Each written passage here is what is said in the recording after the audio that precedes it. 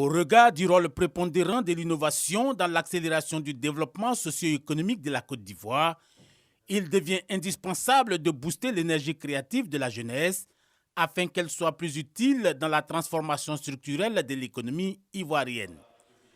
À travers cette formation qui s'adresse aussi bien au personnel éducatif qu'aux étudiants, l'Office ivoirien de la propriété intellectuelle OIPI veut créer un environnement favorable à l'éclosion des talents d'inventeurs innovateurs. Ces sessions devraient aboutir à la création de clubs d'invention et d'innovation dans les lycées d'enseignement technique, les grandes écoles et les universités dispensant des formations en sciences et technologies.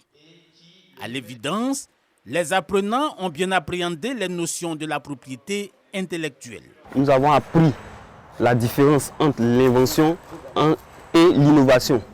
Et aujourd'hui, nous savons comment protéger nos œuvres, nos inventions et nos innovations.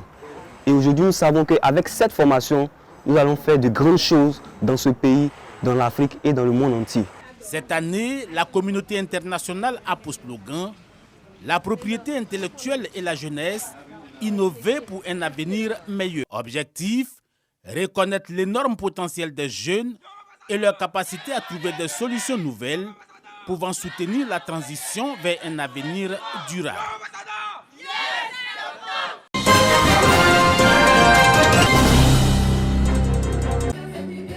Cinquième jour du Festigua 2022. Deuxième édition. Chant, danse, rythme et folklore du riche patrimoine culturel goua sont de la partie. Une célébration qui se tient à Dabré dans la sous-préfecture de Oglapo, département d'Alépé. Cette cinquième journée, dédiée aux costumes et parures du peuple goua, s'est déroulée en présence du directeur général de la RTI, Fosseni Dambélé, parrain de cette édition du Festival des Arts et de la Culture goua Festigua. Pour Maître Diamant Dominique Alain, initiateur, il était temps de lever un coin de voile sur les goua et ce qui fait leur particularité.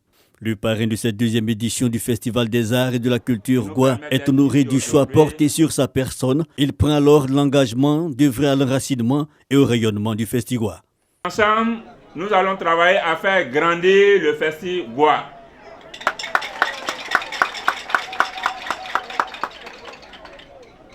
Dabré et toute la sous-préfecture désormais devront être inscrits dans le calendrier des festivals dans notre pays. Et comme on va à la Bissa à Grand Bassam, au Popo à Beaunois, comme on va dans les festivals dans l'Indiennier Djouablin, à Korogo, à Bundialé, à Tanda, à Bondouko, les Ivoiriens vont se donner désormais rendez-vous ici à Dabré pour le festival.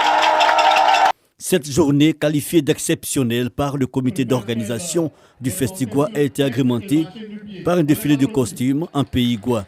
Les différentes époques sont revisitées de l'avant à l'après-indépendance. Démarré depuis le samedi 13 août, le Festigua 2022 referme ses portes le 21 août prochain.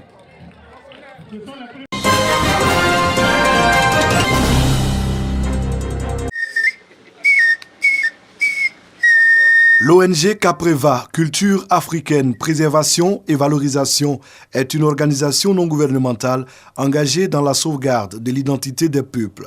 Elle ambitionne de fédérer les valeurs propres à l'Afrique. C'est le sens de ce rassemblement à l'attention des Dozo, ces chasseurs traditionnels qui se distinguent dans la société par leurs attributs culturels, leur code vestimentaire, fait d'objets anciens, d'amulettes et d'autres matériaux.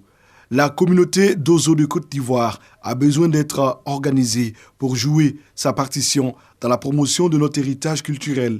C'est la conviction de Ouattara Bakari. Le président de l'ONG Capreva a regroupé des Dozo venus de divers horizons pour la circonstance. Le Dozo veut retourner dans sa base traditionnelle. Quand je dis retourner dans sa base traditionnelle, je n'ai pas dit que le Dozo veut aller s'asseoir dans les campagnes. Les Dozo sont partis, sont dans les villes.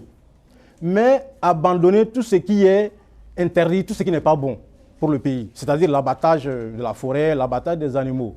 Le Dozo veut revenir à un état complètement culturel.